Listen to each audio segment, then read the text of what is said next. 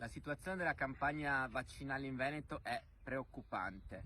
Già è difficile pensare ad un paese in cui la campagna vaccinale viene gestita in maniera diversa da regione a regione. In Veneto abbiamo addirittura campagne vaccinali diverse da ULSS a ULSS.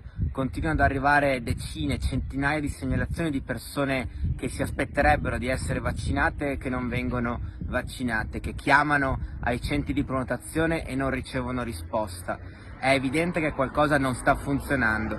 Zaia continua con la narrazione dell'eccellenza, ma purtroppo in questo momento di eccellente non c'è nulla. Serve un'inversione di tendenza, serve da parte della regione una regia chiara, servono regole definite che siano uguali in tutto il territorio del Veneto. La campagna vaccinale è la madre di tutte le battaglie e non possiamo affrontarla in ordine sparso come sta avvenendo in questo momento in Veneto. Facciamo quindi un appello alla regione, al presidente Zaia: prenda in mano la situazione, dia direttive e indicazioni chiare, perché la preoccupazione sul territorio, la preoccupazione dei cittadini che si aspettano di essere vaccinati sta crescendo ed è evidente che il punto non è soltanto quante vaccinazioni facciamo, ma chi vacciniamo. La priorità è vaccinare i fragili, gli anziani, chi in questo momento è preoccupato per la propria salute.